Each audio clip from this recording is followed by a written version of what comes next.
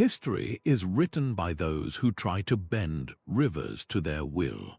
We are about to explore 23 civilizations that engineered against nature and lost. You will uncover the hidden reasons why brilliant societies from the ancient world to the modern era built systems that ultimately failed them. We will walk through salted fields that starved empires and stand on dams that could not hold back the sky. Why would a civilization pour its wealth into a project that was doomed from the start? What can the dust of forgotten cities teach us about our own world today?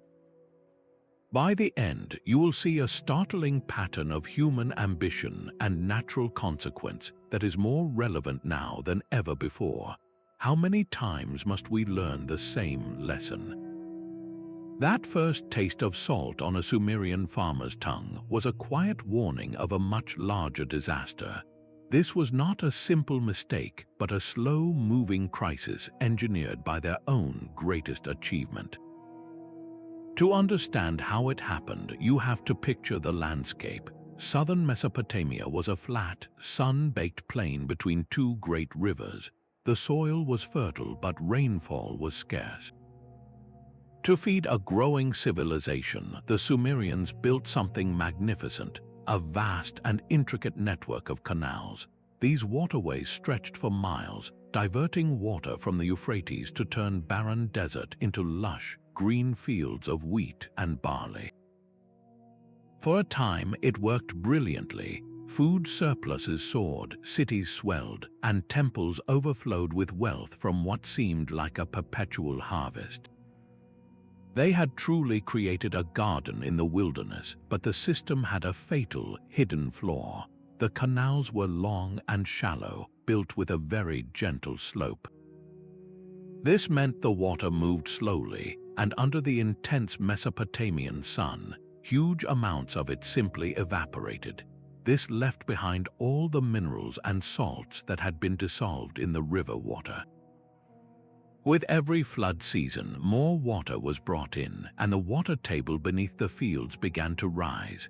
This groundwater, also full of salt, was drawn upward through the soil by the relentless heat. Slowly, inexorably, a white crust began to form on the surface of their most productive fields. The land was literally being poisoned from within. We know the grim details of this decline because the Sumerians were meticulous record keepers. Ancient clay tablets from cities like and Nippur document a startling agricultural shift. Over the centuries, crop yields began to plummet. Harvest records show that wheat, a crop highly sensitive to salt, virtually disappeared from the region. It was replaced by hardier, more salt-tolerant barley. But even barley yields eventually fell by nearly 2/3. Imagine the confusion and then the dread as temple priests calculated their dwindling stores, realizing the very earth that granted them life was now turning against them. Their technological marvel, their loan from the earth, was being called in. The interest was paid in salt and it bankrupted them, so we are left with a haunting question. When does a solution, a brilliant feat of engineering, become an inescapable trap? For the Sumerians, the trap was set the moment they dug the first canal. Their short-term victory over nature guaranteed their long-term defeat, and as their fields faded to white, another empire was already facing a collapse written not in salt, but in dust. The same dust that choked Sumerian fields was carried north by the wind, settling upon the gates of a newer, grander empire. In the land of the Akkadians, the silence was not one of salt, but of a world simply running out of water. Their cities, the capitals of history's first true empire, were left to wait under a relentless sun for rains that would not come. Their story is tied to a global mystery known as the 4.2 kiloyear event, a sudden and dramatic shift in the world's climate. The Akkadians had built their entire civilization on a foundation of predictable abundance. They expanded the Sumerian irrigation model into a vast, complex network of canals, reaching further into the dry plains to water more fields and feed more people.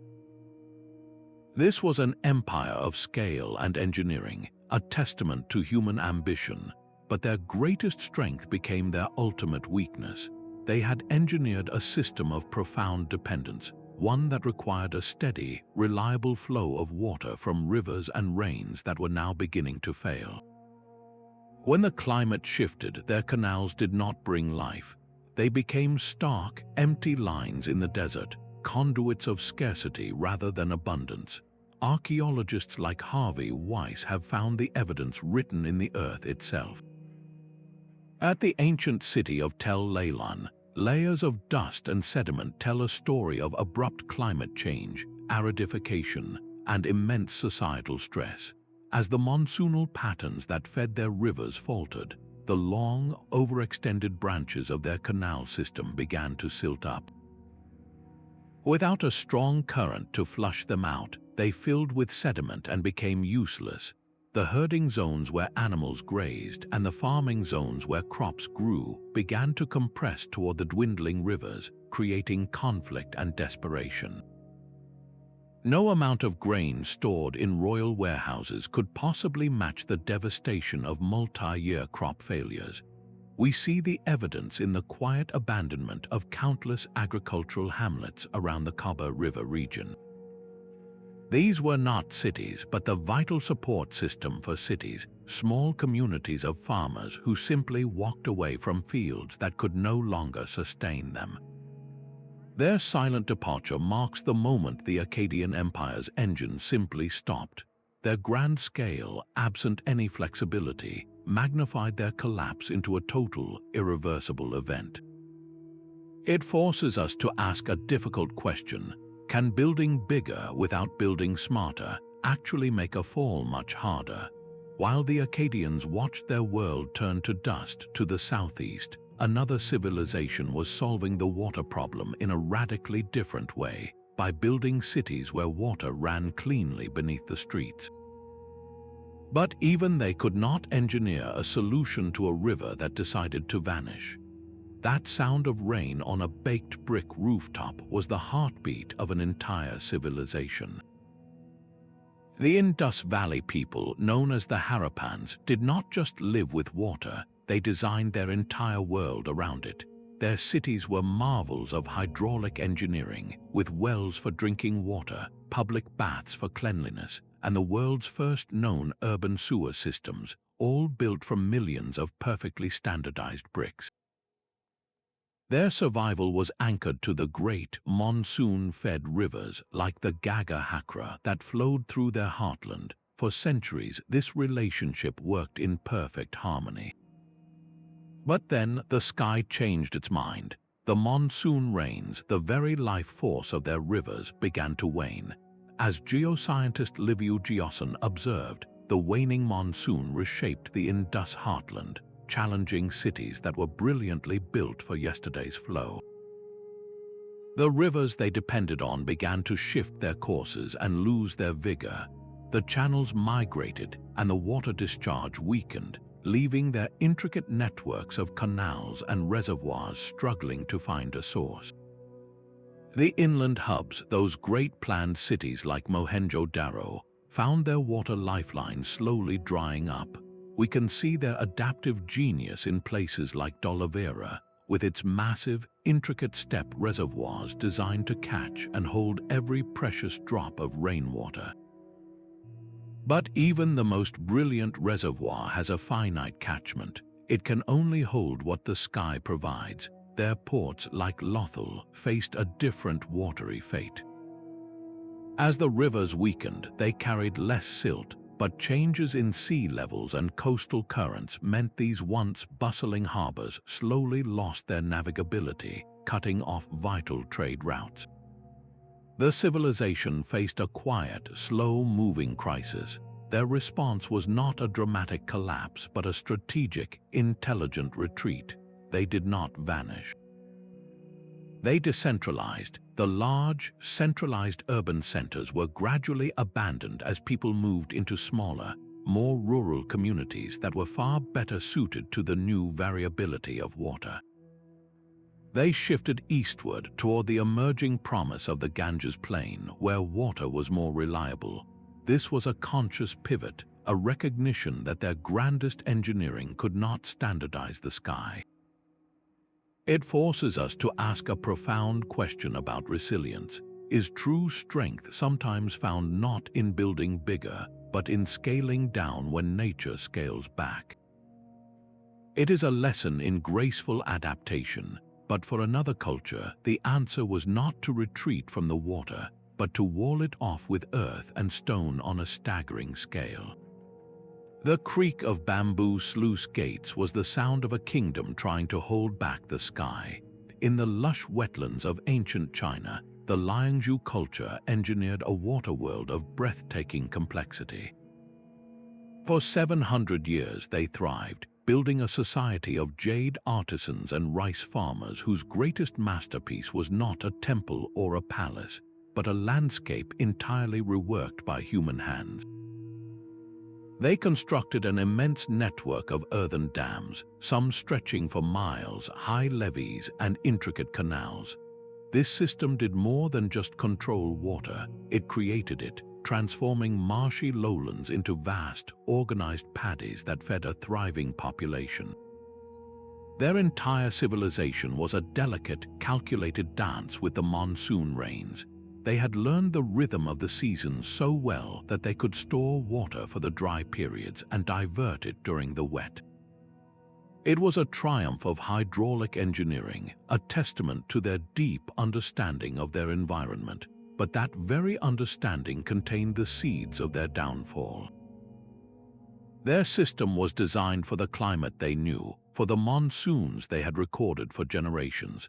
Then the climate changed. Paleoclimatologists studying stalagmites in nearby caves have found evidence of an incredibly intense monsoon event around 4,300 years ago.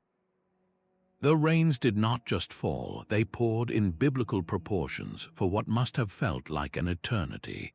The very dams and dikes built to manage water became its perfect instruments of destruction. The earthen embankments, which required constant, vigilant maintenance, were not built to withstand such a sustained, overwhelming deluge. Instead of gently channeling water, they concentrated its immense power, funneling catastrophic torrents directly toward the heart of the civilization. The archaeological record at sites like Moche is a silent, stark witness to this final act. The grand palatial platforms, the centers of power and ritual, were found buried under meters of thick, coarse mud deposited by a sudden, high-energy flood of unimaginable force. This was not a slow rise of water, but a violent, devastating wave that swept in and buried everything in its path. The kingdom was not just damaged, it was erased, its people scattered, its cultural memory all but lost to history for millennia. It presents us with a terrifying paradox. The same infrastructure that made their civilization possible also made it profoundly vulnerable.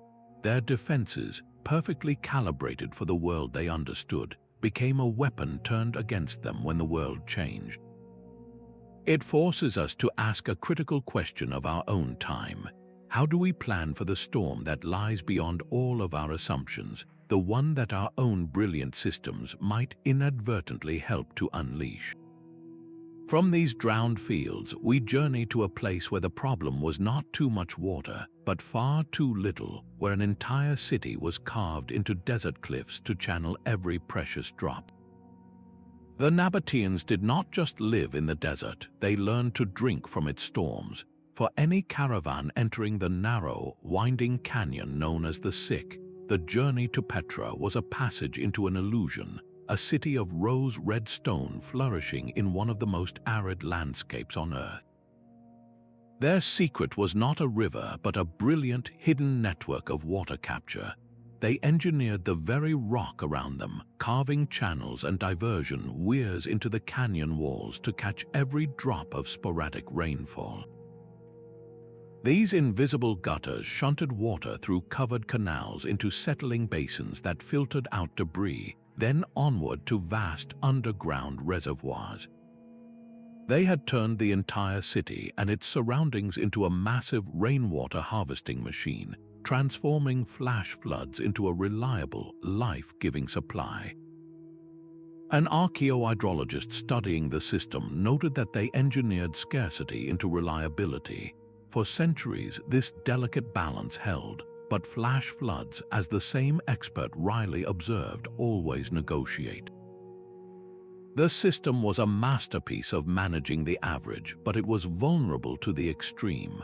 The very channels designed to capture water could become its victims during a rare, catastrophic deluge. Torrents of water carrying tons of rock and sediment would roar down the canyon, bypassing diversion points and slamming directly into the city's heart. These events clogged the intricate conduits with debris and scoured the channels themselves, damaging the fundamental infrastructure. Maintaining this network was a constant, labor-intensive battle against the desert's tendency to reclaim its own. The system only worked through relentless communal effort, a social contract as fragile as the pottery pipes that carried their water. As trade routes shifted and the economic might of Petra began to wane, that critical maintenance became harder to sustain. The labor pool shrank, and the meticulous care the water system required started to lapse. We can see the evidence of this struggle in the geological record.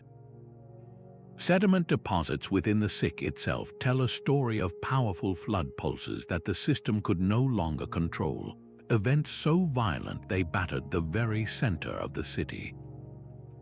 This forces a difficult question upon us. Can any desert city, no matter how brilliant its engineering, ever truly domesticate the raw, unpredictable bursts of water that define its environment, or is it only ever a temporary truce? For the Nabateans, the answer was written in the sediment that eventually choked their canals.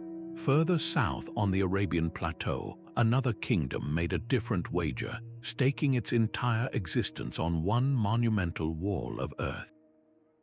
A kingdom's entire harvest depended on the groaning of a single, massive sluice gate. For the Sabians of Marib, the Great Dam was the heart of their civilization, a towering wall of earth and stone holding back the seasonal fury of the Wadi Dana. It was an astonishing feat, transforming sporadic flash floods into a reliable, life-giving lake that watered thousands of acres of date palms and grain fields in the heart of the Arabian desert. Their inscriptions boast of this mastery, but they also tell another, more anxious story. Epigraphers studying the ancient texts note they read like a frantic maintenance ledger, a chronicle of constant repairs, breaches, and the ever-escalating burden of control. The dam was not a one-time construction but a permanent, draining project. Each flood season carried tons of silt down from the highlands, steadily filling the reservoir and reducing its precious capacity to hold water. The earthen core of the dam itself was vulnerable to erosion and required constant, labor-intensive refurbishment by an army of workers. Their entire society became a machine for maintaining this single structure. This created a profound systemic dependence, a single point of catastrophic vulnerability for their entire way of life. When a breach did occur, it was not merely a technical failure. It was a social and economic earthquake. Archaeological evidence shows settlement patterns shifting dramatically downstream after major breaches, a clear sign of a socio-hydraulic breaking point where communities simply could not recover and were forced to abandon the land. The very masterwork that defined their landscape became its ultimate Achilles heel. It forces us to ask a difficult question. Can a system designed to eliminate uncertainty actually create a far greater, more concentrated risk? The Sabians learned the answer in the dust of their emptied canals. Further west, another civilization would make a different kind of wager, not by holding water back, but by drilling deep into the earth to pull it up. Deep beneath the sun-scorched sands of the Sahara, the Garamantes built an empire on a mirage. Their world was a network of underground tunnels, cool and dark, sloping for miles to gently coax ancient water from deep beneath the rock. These were the Fagara, their version of the Qanat system, and they were not tapping a river or a spring. They were mining. Their source was a fossil aquifer, a vast, underground lake of water sealed away during the last ice age, a treasure chest that would never be refilled. As archaeologist David Mattingly observed, they mined water as if it were ore, rich but finite. Every palm grove, every field of wheat, every one of their desert cities was watered by a legacy that was millions of years old. For a time, it seemed they had defeated the desert itself. Their civilization expanded, digging new shafts and extending the tunnels further and further out. But this expansion was an illusion, a mask for the slow and steady depletion happening below their feet. With no rain to recharge the aquifer, every gallon they drew lowered the pressure within it. This meant that to reach the same water, they had to dig their access shafts deeper and their drainage tunnels longer. The engineering costs spiraled upward even as the water yield spiraled down. The maintenance became a relentless, draining burden.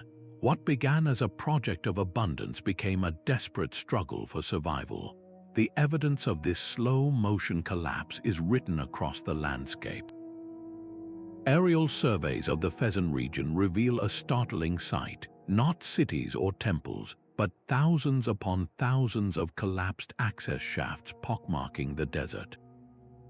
This is a cartography of thirst, a map of a civilization digging itself into a hole from which it could not escape. Their agriculture withered, their cities shrank, and the desert they had held at bay for centuries finally reclaimed its own. It forces a chilling question upon us. What happens when human ingenuity finally outruns the patience of geology? For the Garamantes, the answer was written in the dust that filled their empty tunnels. On the other side of the world, another people looked at a different desert and made a different, equally perilous wager, drawing lines in the earth so vast they could only be seen by the gods. The Huarango tree was the quiet anchor holding an entire world in place. Its deep roots gripped the desert soil, creating islands of stability where the Nazca could coax life from one of the driest places on Earth. Their survival depended on a delicate two-part system. Above ground, the Huarango forests acted as a natural windbreak, their canopies softening the harsh sun and their roots binding the soil against the relentless wind. Below ground, they engineered the Puebloans' remarkable spiral wind towers that functioned like gentle vacuum pumps.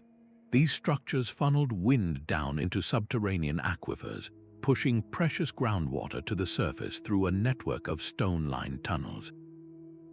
For centuries, this synergy between living trees and brilliant hydraulics worked. The trees protected the canals from silt, and the canals watered the fields that fed the people. But then the balance shifted. As the Nazca population grew, their need for firewood and cleared agricultural land increased. They began to cut down the very trees that were the foundation of their stability. An environmental archaeologist studying the pollen record put it starkly: remove the keystone tree and the desert moves. Without the deep-rooted Huarangos to hold it down, the topsoil simply blew away. The wind, no longer broken by the forest canopy, gained ferocious power, whipping sand across the landscape. This sand was the silent killer. It drifted into the carefully constructed puquios, slowly clogging the tunnels and intakes. The system that required clean, stable sediments to function was now being choked by the direct result of its own undoing. The food web began to collapse as well, with soil fertility plummeting and familiar sources of nutrition vanishing. We can trace this slow motion unraveling at abandoned puquio sites, where the stone mouths of these aqueducts are found completely filled with wind-blown sand.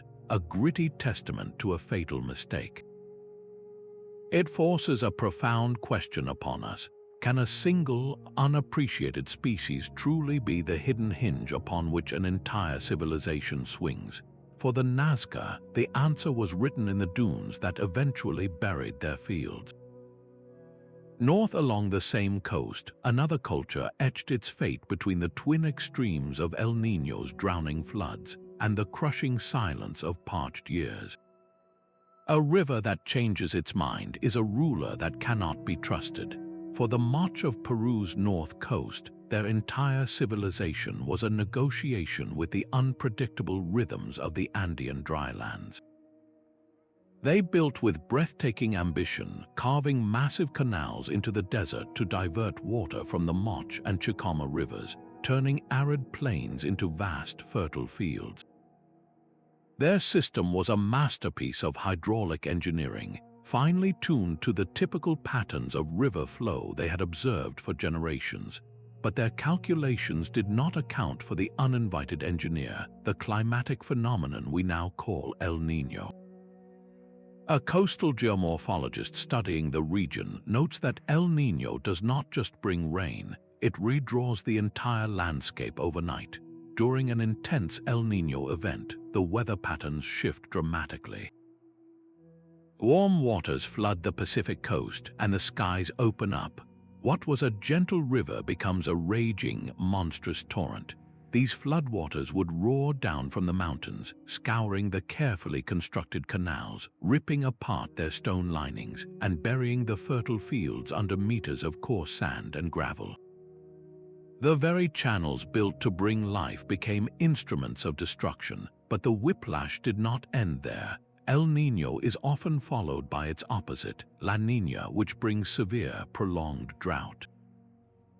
The river that had just overflowed its banks would now shrink to a trickle.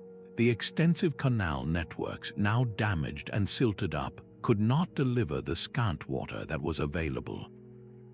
This left the Moche's marginal agricultural lands, those fields stretched furthest into the desert, completely parched and barren. The system was not built to absorb these violent swings between too much and too little. We can see the evidence of their desperate struggle written in the landscape itself. Satellite imagery reveals a haunting pattern of abandoned canal alignments snaking across the desert. Each line represents a reset, a costly attempt to rebuild their water infrastructure after a catastrophic climate event. They were caught in a brutal cycle, pouring immense labor into repairing what the last storm had broken, only to see the next one undo all their work. This constant, draining effort to keep up with the climate's volatility likely stretched their social and political structures to the breaking point. How do you plan an empire? How do you store grain? How do you maintain faith in your leaders when the river itself refuses to keep its promises? The Moche learned that no amount of engineering can truly tame a climate of extremes. Their story is one of brilliant adaptation meeting an unpredictable adversary. While the Moche battled a capricious coast, another culture high in the mountains developed a very different, and for a time incredibly resilient, answer to a harsh environment. Their fields were a constellation of warm islands in a cold, high-altitude sea. The Tiwanaku people looked at the harsh, unpredictable environment around Lake Titicaca and did not just adapt to it, they redesigned it. Their Waru system was a masterpiece of agricultural biomimicry, a grid of raised planting beds separated by canals of water. This was not mere irrigation, it was a brilliant manipulation of microclimates. The water in the canals absorbed the intense heat of the daytime sun. Then, as the temperature plummeted during the frigid Andean nights, that stored warmth would radiate upward, protecting the delicate crops on the raised beds from killing frosts. The canals also provided drainage during the rainy season and conserved moisture during dry spells. For centuries, this self-regulating system produced bumper crops of potatoes and quinoa at an altitude where no one thought it was possible. It was a truly sustainable, closed-loop design, but its brilliance was also its profound limitation. The entire system was a delicate dance with a very specific set of climate rules. As anthropologist Clark Erickson observed, this was green tech avant la lettre, but it is climate-bound. When those background conditions began to drift, the elegant design began to fray at the edges. A shift toward a cooler, drier climate was the beginning of the end. The system's thermal inertia, its ability to store and release heat, depends on a certain amount of solar energy and a specific temperature range. In a prolonged cool period, the water simply could not absorb enough warmth during the day to protect the crops at night. The frosts they had held at bay for generations began to creep back into the fields. At the same time, variability in the lake level, possibly due to changing rainfall patterns, disrupted the delicate hydraulic balance of the canals. Some areas became too dry, their canals stagnant and useless. Others, where the water table rose, became waterlogged, drowning the roots of the plants they were meant to protect. The system demanded constant, meticulous upkeep. Communities had to continuously dredge silt from the canals and rebuild the sides of the raised beds. This high labor investment was sustainable when the yields were high, but as the climate shifted and the buffering effects diminished, the return on that backbreaking work dwindled. Maintaining the vast mosaic of fields simply lost its efficiency. We know the system worked because modern farmers have reactivated ancient Waru plots, seeing immediate boosts in their frost resistance and yields. But these same experiments highlight the system's sensitivity.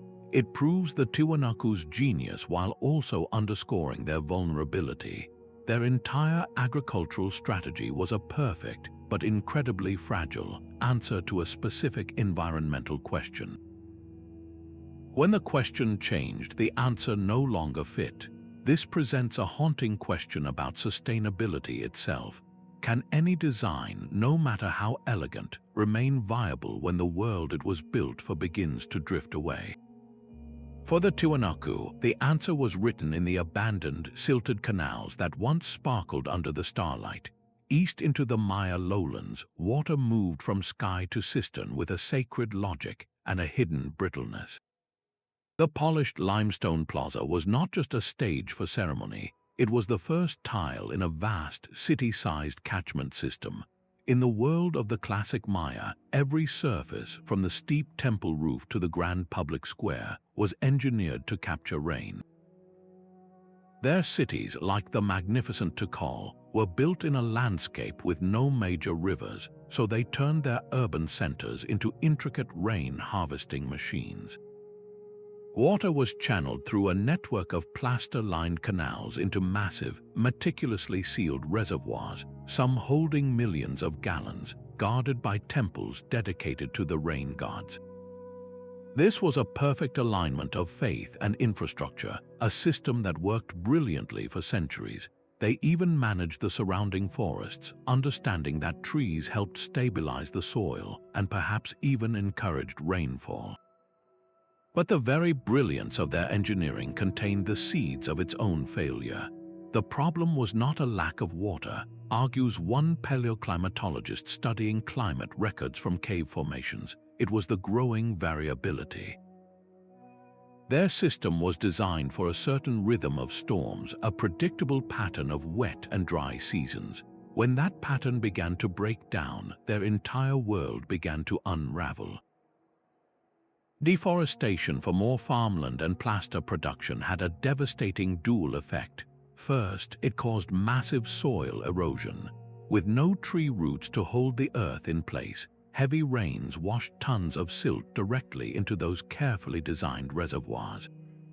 Second, some scientists theorize that the loss of vast forest canopies may have reduced the local atmosphere's ability to recycle moisture, potentially weakening the very rains they depended on.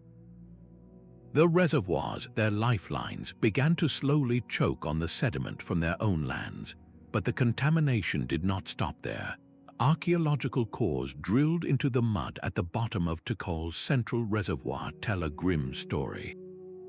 In the city's final phases, the layers show dangerous spikes of mercury, likely from the vibrant pigments used in rituals and murals, which were washed from the plazas into the water supply. At the same time, layers of blue-green algae blooms suggest that stagnant, nutrient-rich water became a breeding ground for disease. The Maya faced a horrifying paradox. Their sacred water stores were becoming poisonous. Then came the droughts, not just single dry years, but back-to-back, multi-year periods of relentless aridity, as recorded in the stalagmites of nearby caves. The reservoirs, already shallower from siltation, could not hold enough to see the growing population through these extended crises. The elaborate ritual calendars, designed to summon the rains through precise ceremony, could not command the clouds. What happens when the gods and the geology simply stop answering? For the Maya, the answer was a slow, agonizing retreat from their glittering stone cities, leaving their poisoned reservoirs behind as monuments to a system that could not withstand the change it had helped to create. Their story is a powerful warning about the fragility of even the most sacred systems. Far to the north, in the dry heart of the American Southwest, another culture would attempt a different kind of hydrological experiment, building a vast ceremonial network in a place where water was even more elusive. Great houses rose from the canyon floor like mountains of stone, a testament to a society that mastered the art of drawing water from a near-empty sky. The ancestral Puebloans of Choco Canyon did not have rivers to command. Their survival depended on something far more subtle, the brief, violent storms that would send sheets of water rushing across the parched earth. They engineered a landscape of capture, building intricate networks of check dams and diversion channels to gather this precious sheet runoff, directing every drop into gardens and reservoirs. Their true genius, however, lay in their social engineering.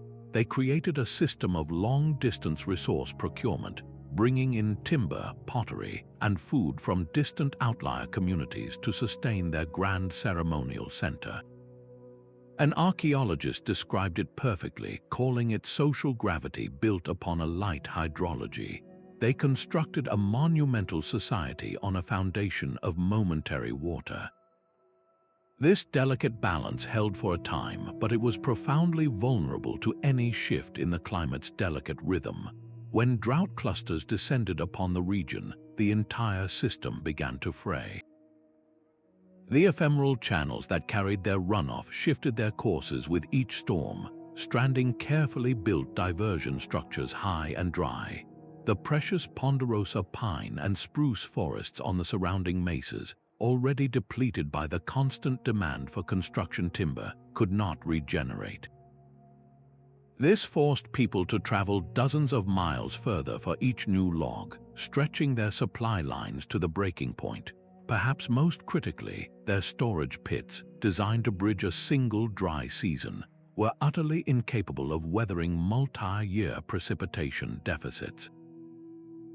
The water simply was not there to be stored. We can trace this slow unraveling through the archaeological record. Outlier sites, those distant communities tied to the Choco system, show a pattern of staggered abandonment. They did not all fall at once. Instead, they faded away one by one as the regional moisture patterns faltered, and the lifeline to the canyon center grew ever more tenuous. This forces a haunting question upon us. How do you sustain a civilization of such grandeur and complexity when its very existence hinges on the most fleeting and unreliable of resources? The answer for Choco was written in the silent, empty great houses, monuments to a gravity that could no longer hold. Just to the south, in the blistering heat of the Sonoran Desert, another culture attempted a different kind of desert calculus, etching 1,000 miles of canals into the earth to command a river that would ultimately command them. The salt river did not simply flow, it was directed by a will of stone and earth. The Hohokam people of central Arizona engineered one of the most extensive pre-Columbian irrigation systems anywhere in North America, a sprawling lattice of canals that turned the Sonoran Desert green.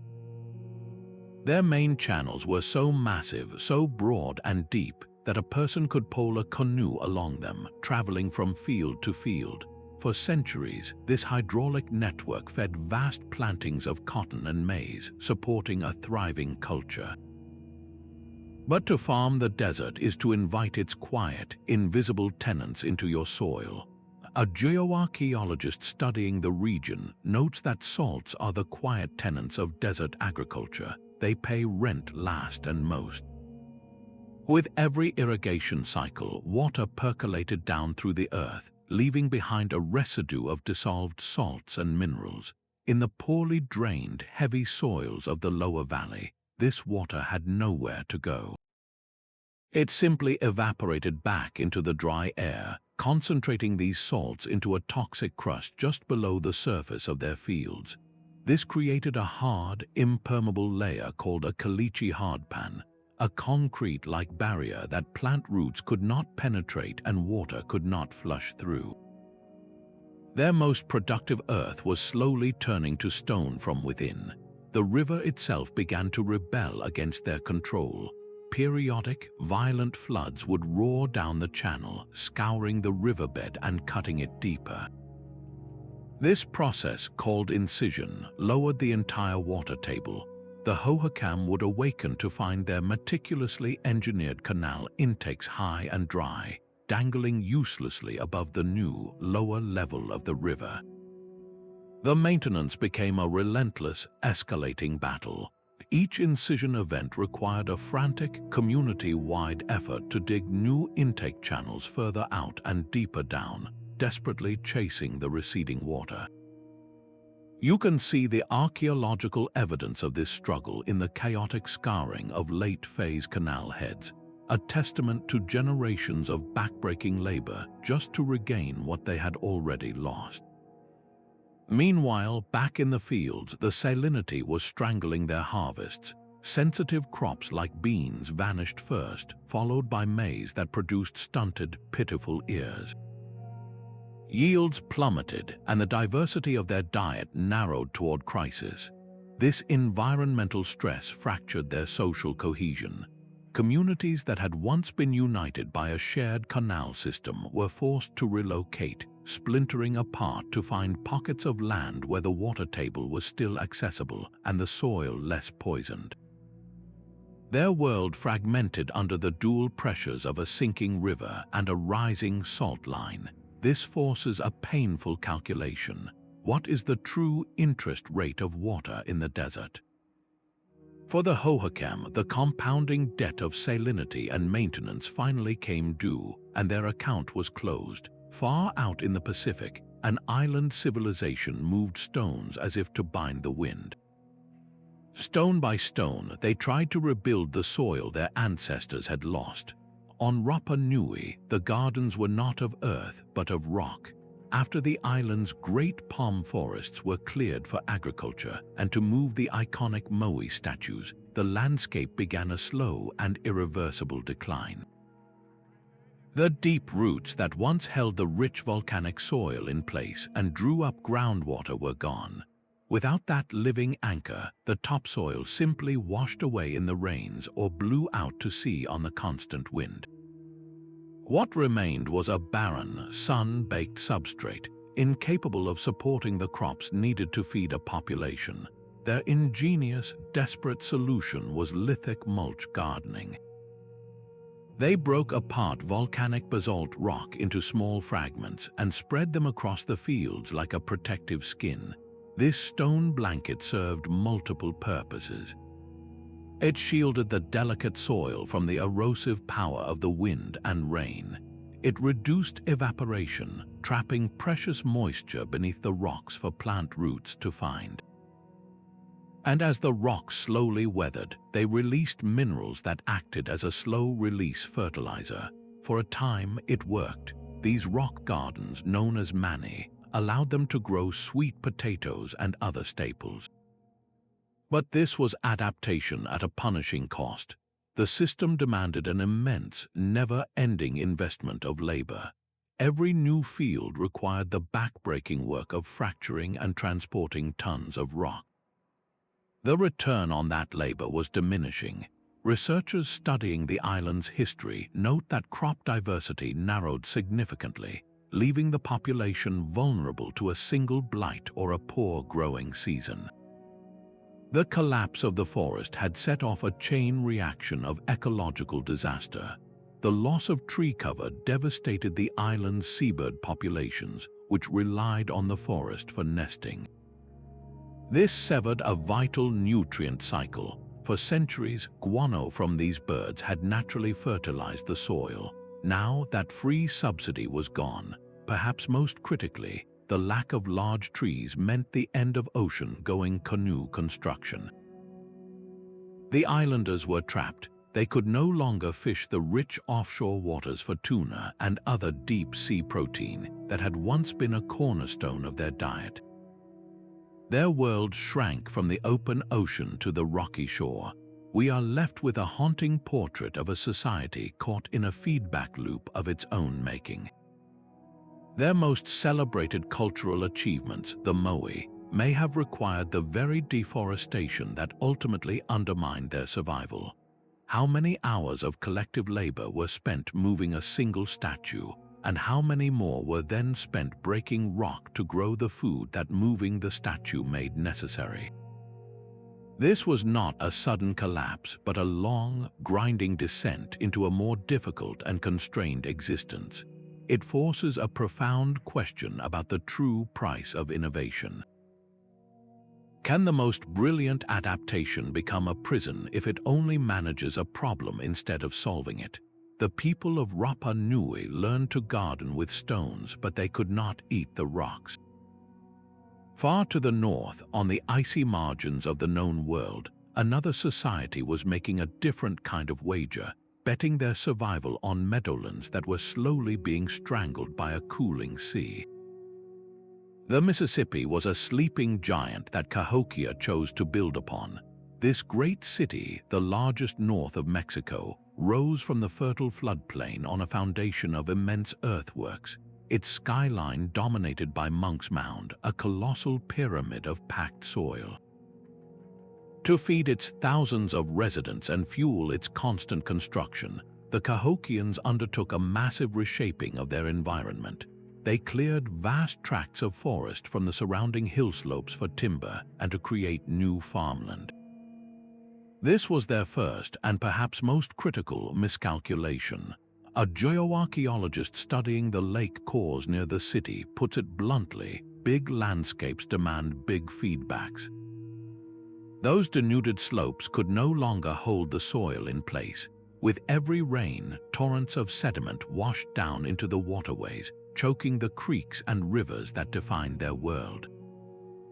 This cascade of unintended consequences accelerated rapidly. The sediment pulses buried the very lowland fields and wetlands that were the heart of their agricultural system, smothering the fertile soils under sterile sand and silt. The increased runoff from the bare hills also altered the local hydrology, making the river channels more unstable and increasing the frequency and severity of floods. The city's intricate relationship with the water was breaking down. We can see this struggle written in the varved sediments of nearby Horseshoe Lake, where the annual layers from Cahokia's peak occupation show a dramatic increase in flood deposits. Their engineered landscape was turning against them, straining a food system that required predictability. Their social structure, a marvel of complexity and organization, now worked against them. The very monumentality that defined their power, the constant demand for wood and labor to maintain the great mounds and palisades, made the society less flexible. It was difficult to adapt quickly when your entire identity is invested in controlling a place that is becoming increasingly uncontrollable. When climatic variability brought periods of drought or exceptional flooding, the system had no slack left. The response was not a dramatic battle, but a quiet, pragmatic dispersal. People simply began to leave, moving back into smaller, more adaptable communities along the wider river system. They chose resilience over grandeur. This forces a profound question about the nature of power. Can monumentality, the drive to leave a permanent mark upon the earth, ever truly coexist with the timeless, meandering will of a great river? For Cahokia, the answer was written in the silent, grass-covered mounds. Further north, on a far colder and more fragile edge of the world, another society would make a different kind of bet, staking their survival on a way of life that the changing climate would no longer support. A scythe's flash over a Greenland summer meadow was a fleeting promise of survival. The Norse settlers had engineered a pastoral world in a land of ice, replicating the dairy and hay economy of their Norwegian homeland with stubborn precision. They built byre-backed farmsteads, manured their infields to coax grass from the thin, permafrost-touched soils, and stored winter fodder with the hope it would last. For generations, this system held, but as archaeologist Thomas McGovern observed, they optimized for the ordinary year, and the ordinary year vanished. Their entire way of life was a perfect cultural fit for a climate that was beginning to change its mind. The first cracks appeared in the soil itself. Overgrazing by their livestock, particularly during the harsh winters when the animals were kept in close quarters, stripped the fragile vegetation that held the topsoil in place.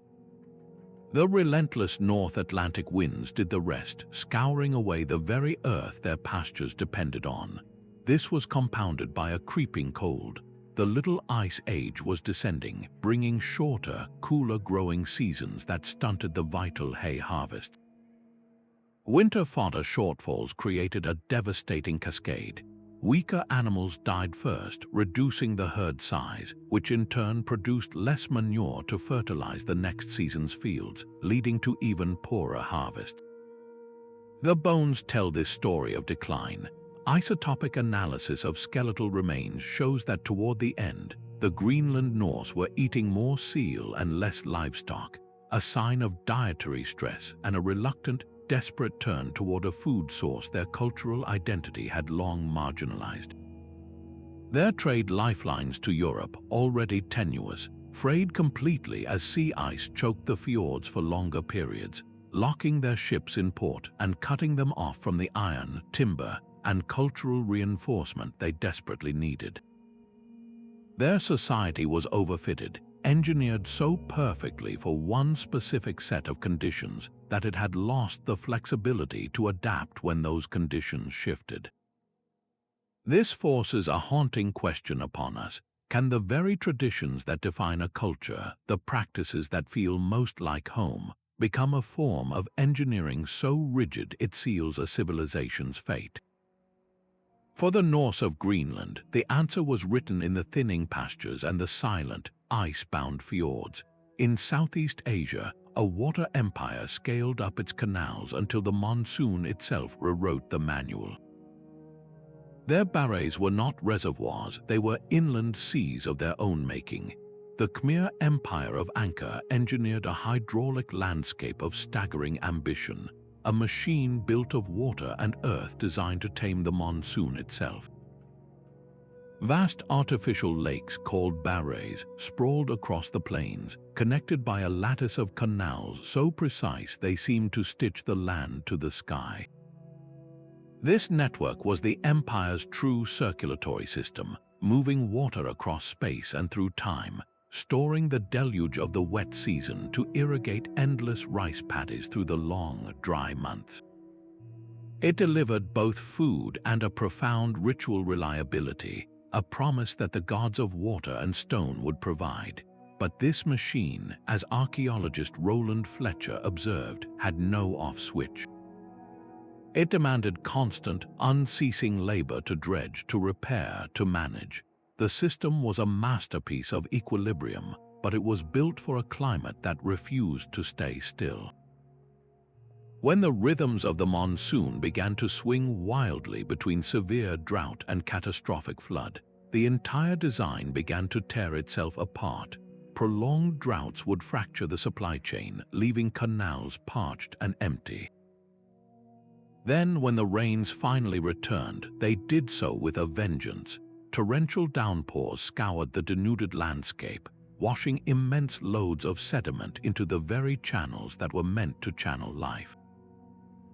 The control structures, the elegant weirs and sluices, became choke points clogged with the earth they were built to command. LiDAR mapping now reveals the desperate, ad hoc attempts to keep the system functioning, a ghostly pattern of makeshift laterals dug in a frantic patchwork to bypass the blocked arteries. The empire's sprawling urban growth pushed far beyond the original hydraulic capacity, stretching the maintenance burden to a breaking point. Even the natural engine of the system, the Tonal Sap Lake and its unique flood pulse, became less predictable, complicating calculations that had stood for centuries. The proof is in the stone and soil. Core samples taken from ancient canal beds show sudden, massive infill events, layers of coarse sediment dumped in single, violent episodes that speak of floods unlike any the designers had ever known. This forces a chilling question of scale. How do you pause a city that has grown to the size of its own watershed? How do you stop a machine that must run forever to simply stand still? For Angkor, the answer was a slow, grinding silence as the water stopped flowing, and the jungle began to reclaim its own. To the west, in the Horn of Africa, stone stelae stand like silent sentinels over exhausted hills, where Aksum's story was written not in water but in vanishing soil. The patience of a hillside is measured in centuries of soil. In the highlands of Aksum, a kingdom's wealth was once measured by the depth of its earth. Oxen pulled ards across meticulously terraced slopes, carving fields into the very mountainsides, while the seasonal rains drummed a steady rhythm of growth. This was a civilization engineered for abundance, its power built on grain and trade, but their greatest strength, the intensive cultivation of the highlands, contained a slow-moving flaw. An Ethiopian geomorphologist studying the region notes that erosion is a slow verdict. You only hear the gavel at the end. Their system of terracing and woodland management was a delicate balance, and it began to fray under the twin pressures of a growing population and a shifting climate. To feed more people, they cleared more of the forests that anchored the soil with their deep roots. This loss of woody biomass was catastrophic. The land's ability to absorb rainwater plummeted. Instead of soaking into the ground, the rain now sheeted across the surface, increasing runoff with every storm. This relentless flow carved deep gullies into the slopes, carrying away the precious topsoil that had taken millennia to form. The very terraces designed to hold the soil in place became a maintenance nightmare. Their upkeep was cumulative and unforgiving, a constant battle against the very forces they had unleashed. Each season, the soil grew a little thinner, the grain production a little more complicated and uncertain, just as their lucrative trade routes began to change and falter. The evidence of this slow-motion collapse is buried in the landscape itself. Ancient Aksumite soils are now found trapped under thick layers of colluvium, the rocky debris washed down from the denuded slopes above. These buried horizons are a stark record of centuries of slope fatigue, a quiet testament to a land that finally grew impatient. It forces a profound question about our relationship with the earth. What does patience mean when the land itself grows impatient, when the verdict of erosion is finally delivered? Across the Indian Ocean, another island civilization attempted a different kind of hydraulic gamble, lacing its valleys with reservoirs in a bid for immortality. A reservoir cascade is a symphony of water, and in ancient Sri Lanka, the conductor was a king. The dry zone of the island was transformed by a breathtaking network of artificial lakes called tanks. each one stepping down the landscape in a delicate gravity-fed ballet. Water from the monsoon rains would fill the highest reservoir, then spill through precisely engineered channels to the next tank below, and the next, turning a parched landscape into a lush, green breadbasket for cities like Anuradhapura and Polonnaruwa. A hydrologist studying the system called it a masterpiece of small drops adding up, and that was the system's genius and its ultimate fragility. It was a masterpiece until the drops did not arrive or arrived all at once. The entire design was a bet on predictability, a wager that the monsoons would follow their ancient rhythm and that human hands would never cease their meticulous care. The maintenance burden was immense and never-ending. Each tank in the cascade slowly filled with silt washed down from the uplands.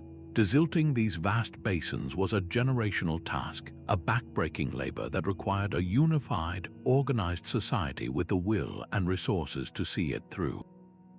When that political will faltered, even for a generation, the older, upstream reservoirs would turn into shallow pans, losing their capacity to store the vital water needed downstream.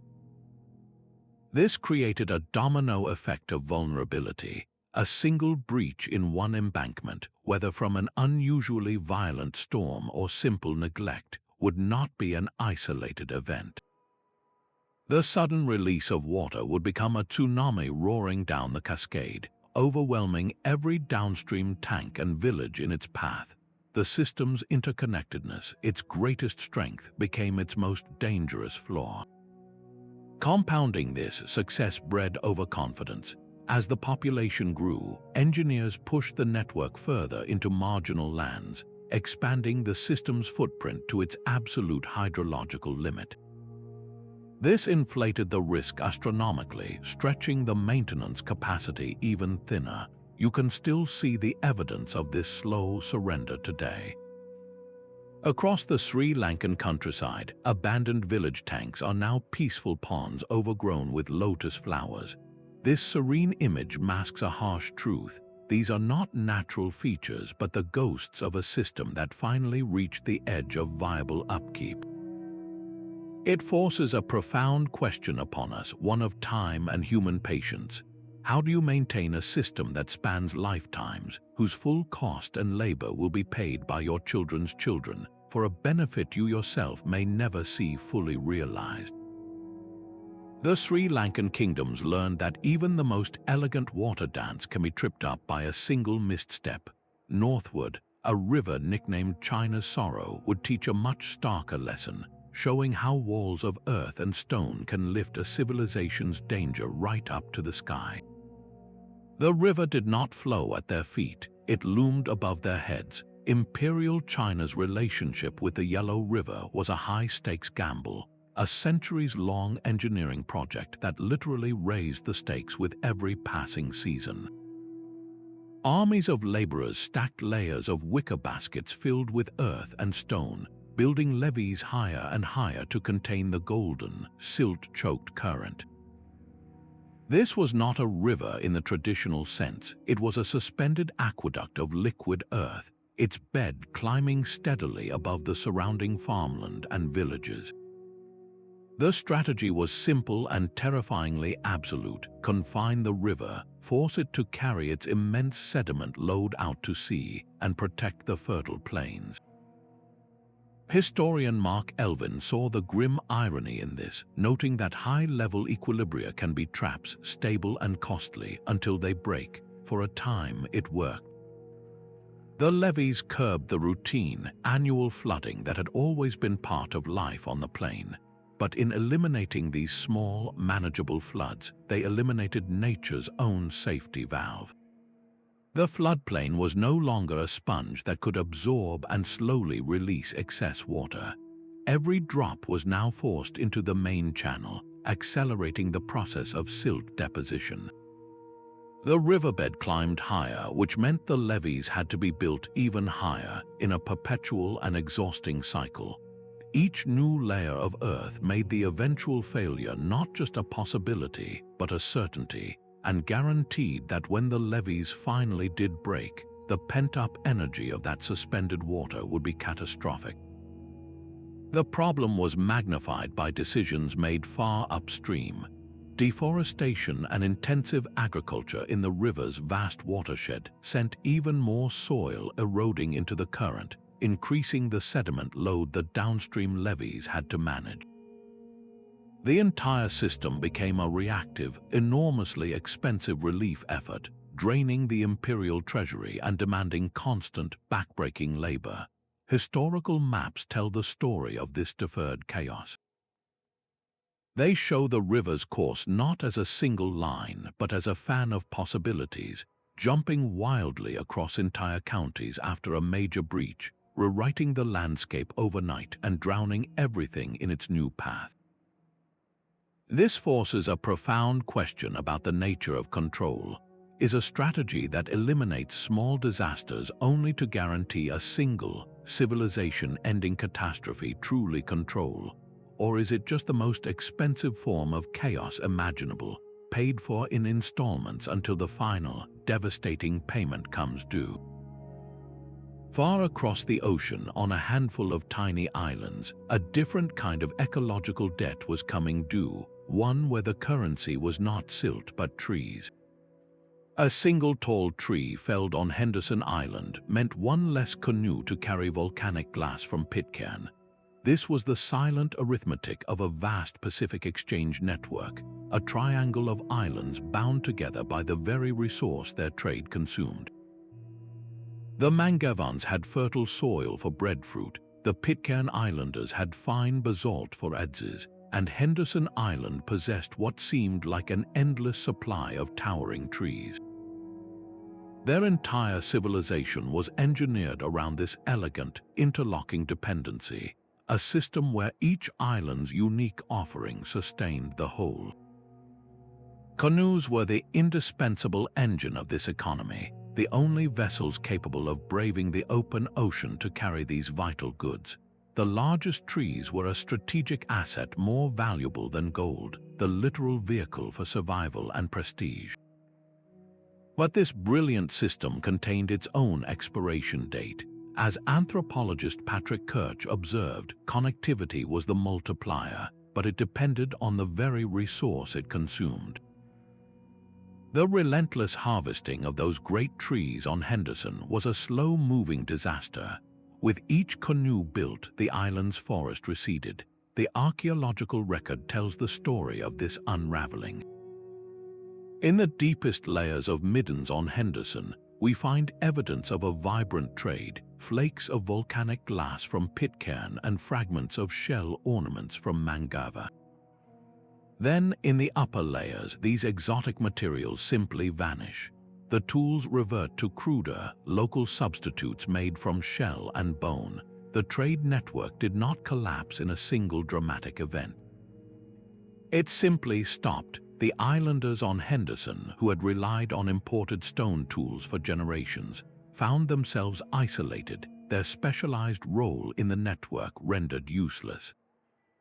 They were trapped on their own island, surrounded by an ocean they could no longer navigate, watching their culture slowly simplify and shrink into a desperate struggle for mere subsistence.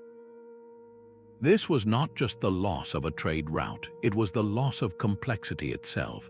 How resilient is a network when one node is a forest? The answer, written in the silent, tree-less landscape of Henderson, is that it is not resilient at all. It is a house of cards built on a single, diminishing resource. Back on a continental rim, olive groves marched onto step in Rome's breadbasket, a different kind of expansion with its own hidden ecological debt. Roman North Africa's wealth was measured not in gold, but in the endless waves of grain that fed the empire. To achieve this, they pushed agriculture far beyond its natural limits, engineering a breadbasket in the semi-arid margins of the Maghreb. They carved vast terraces into hillsides, planted endless groves of thirsty olive trees, and built intricate waterworks to irrigate land that had never been meant for such intensive farming. A landscape archaeologist studying the region calls it the perfect equation of short-term yield for long-term loss. Their methods were brutally effective. They plowed slopes that should never have been plowed, grazed herds that stripped the land of its protective grasses, and extracted every ounce of fertility from the soil, season after season for centuries. This relentless exploitation set in motion a slow, silent disaster. Without the deep-rooted native vegetation to hold it in place, the precious topsoil began to wash away with every rain. The water, meeting little resistance, carved deep gullies into the hillsides, carrying the very foundation of their prosperity down into the valleys and out to the sea. The maintenance required to hold this system together was colossal. It demanded a constant, empire-sized investment in labor to repair terraces, dredge irrigation channels, and manage the ever-increasing runoff. For as long as Rome had the will and the wealth to fund this fight, the granaries remained full. But when imperial power began to wane and that meticulous maintenance faltered, the entire engineered landscape began to unravel. The evidence of this collapse is written plainly across the modern landscape. Satellite imagery reveals the ghostly outlines of ancient Roman field systems, now buried under thick, stony aprons of sediment, the very soil that washed down from the exhausted hills above them. It forces a stark and unsettling question. Are empires truly measured by the bushels of grain they produce, or by the irreversible inches of topsoil they lose in the process? In our own modern times, a different empire would attempt an even more audacious redrawing of the map, aiming its engineering might at 2 entire rivers to fuel a cotton empire, an act that would make an entire sea vanish from the earth. The ghost fleet of Moche rusts on a seabed that no longer exists. In the heart of Soviet Central Asia, engineers executed one of history's most audacious hydrological commands, redirecting the immense flows of the Amu Darya and Sadarya rivers. Their mission was to transform the desert into a white-gold empire of irrigated cotton, a command economy made literal in endless rows of thirsty plants. They proved they could move water on a continental scale, but they did not prove they could live with the consequences. The Aral Sea, a vast inland lake that had sustained communities for millennia, was an endorheic basin, meaning it had no outlet to the ocean. Its entire existence was a delicate balance between the water flowing in from the 2 great rivers and the water evaporating under the fierce sun. By diverting the rivers, they broke the equation. The inflow slowed to a trickle while the evaporation continued unabated. The sea began to shrink, its shoreline receding with a terrible, silent speed. Satellite images from the 1960s to the 1980s tell the story in heartbreaking time-lapse, a great blue eye first clouding, then fragmenting into small, desperate lobes, and finally drying up entirely. As the water vanished, the salt concentration spiked, killing every last fish and destroying a thriving fishing industry almost overnight. But the true horror was what the retreating waters left behind. The exposed seabed was a toxic cocktail of salt, pesticides, and herbicides washed down from the cotton fields over decades. Now, fierce winds whip this poisonous powder into towering dust storms, carrying it for hundreds of miles to sicken communities with respiratory illnesses and contaminate the soil. The engineering itself was profoundly inefficient. The canals dug to carry the water were largely unlined, allowing huge volumes to simply seep into the desert sand long before reaching a cotton plant. And the entire system was locked into a single high water demand crop, a monoculture that eliminated any flexibility or chance for adaptation. The feedback loops were devastating. The loss of the sea's moderating presence worsened local climate extremes, making summers hotter and winters colder, while the toxic dust further degraded the land. We are left with a haunting question. How do you calculate the cost of a vanished horizon, of a sea that was once the fourth largest in the world, now reduced to a chemical stain on the earth? This final 20th century chapter brings us face to face with a pattern that connects all 23 civilizations. The common thread woven through these 23 stories is a stark and sobering one. Systems built to control nature, to eliminate its variability and impose a rigid human order, tend to harden into profound fragility. From the salted fields of Sumer to the emptied basin of the Aral Sea, we see the same pattern repeat. Short-term success bred an unshakable dependence. The constant, grinding maintenance required to sustain these marvels inevitably lagged behind the arrival of true extremes. And in the end, nature always audited the books, presenting a final bill that could not be refinanced. As one modern hydrologist starkly warns, if you design for yesterday, tomorrow will redesign you. The practical takeaway from this grand tour of failure is not to abandon engineering, but to engineer more wisely, build with buffers for the unexpected. Diversify your inputs so no single point of failure can bring everything down.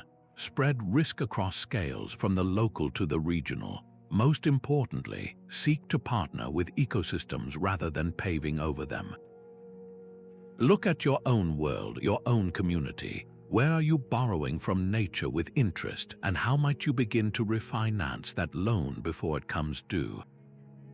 If this journey through fallen empires has sparked new ideas, subscribe for more explorations into historical mysteries. Share your own reflections in the comments below. Which of these 23 civilizations would you most want us to investigate next? Cast your vote, because the past is not silent. It is still whispering, a quiet counsel for every new blueprint we dare to draw.